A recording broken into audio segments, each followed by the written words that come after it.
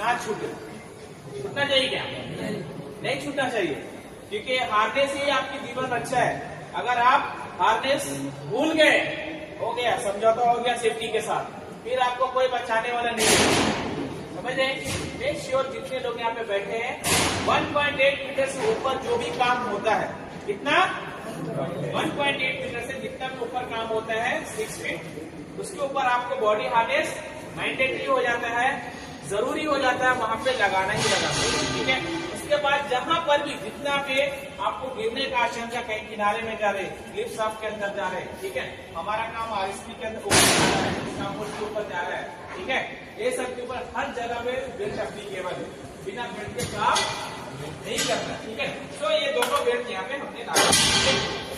तो इसको पहन लेते तो हमारे लिए बेल्ट, तो पहन सकते फटाफट फटाफट। देखो यहाँ पे एक बेल्ट में शॉक एब्जॉर्बर है, एक में नहीं है। ये शॉक एब्जॉर्बर समझा सकता आकर के कोई जो आपको मालूम है कब कब गाड़ी के साथ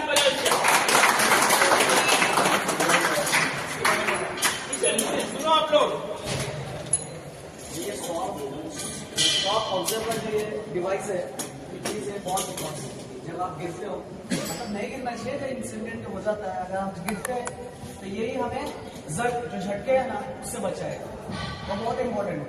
अगर हम जब भी काम करते हैं ना, इसको ना अपने हाइट सर के ऊपर से इसको बुक करना जरूरी है।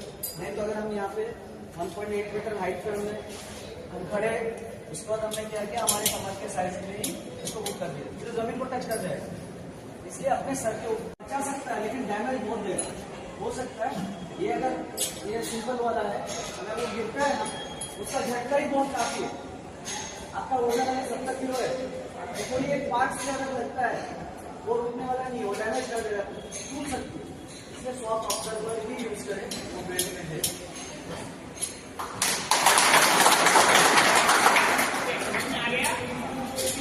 बुलाया कि आपको जल्दी समझे। दूसरा देखो, ये दो तरह का बेल्ट, कभी भी सुरक्षा पेटी का एक नियम है, मैन्युफैक्चर क्लियर होते हैं कि कभी भी सुरक्षा पेटी पहनने से पहले जांच कर लीजिए। ठीक है? स्वयं जांच कीजिए, खुद जांच कीजिए, किसी को बोलने की जरूरत है। आपको इतना तो मालूम है, डैमेज तो आपको दिख जाएगा, कहीं पे टूटा है, कहीं पे फटा है, कहीं पे कुछ जंग लगा हुआ है, लेनिया डैमेज, आपको मालूम होगा नहीं मालूम होगा? मालूम होगा, तो स्वयं चेक कर लीजिए। दूसरा मैन्युफैक्चर ये बोलता है, इसको कभी भी इसके अंदर संशोधन मत कीजिए। संशोधन समझ में आता है क्या? Yes, modification, amendment. ठीक है? तो इसके अंदर संशोधन नहीं मानना है। जैसे इसका मान लिया टूट गया तो काट मार करके लगा लिया, ठीक है, ये बिल्कुल कतई गलत है। कभी भी संशोधन बेल्ट के अंदर नहीं करना है। ठीक है?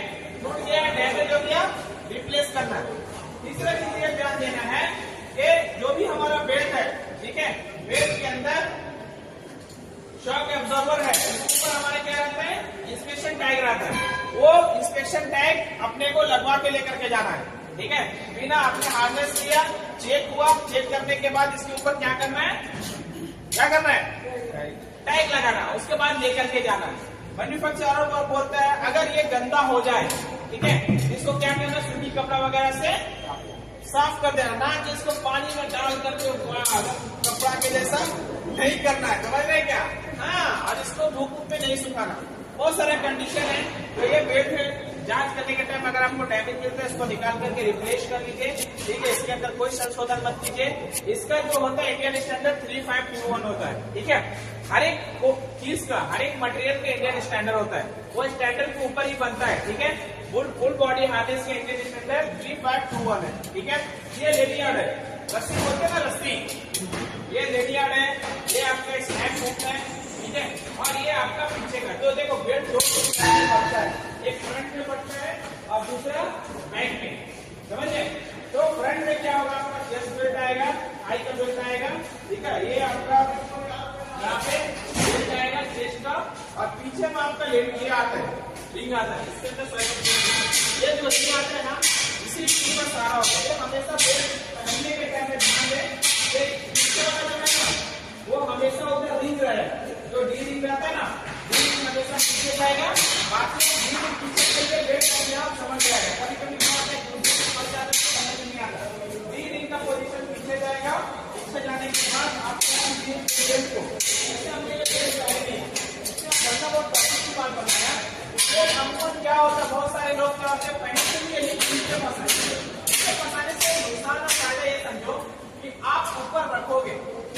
ठीक है।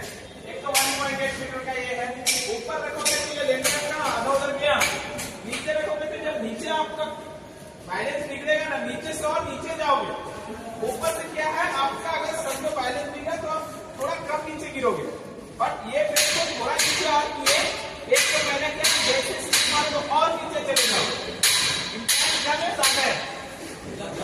ज्यादा है ना, तो कभी भी इसको अपने कंधा अपने सर के ऊपर लगाना, बेल्ट को नीचे नहीं लगाना।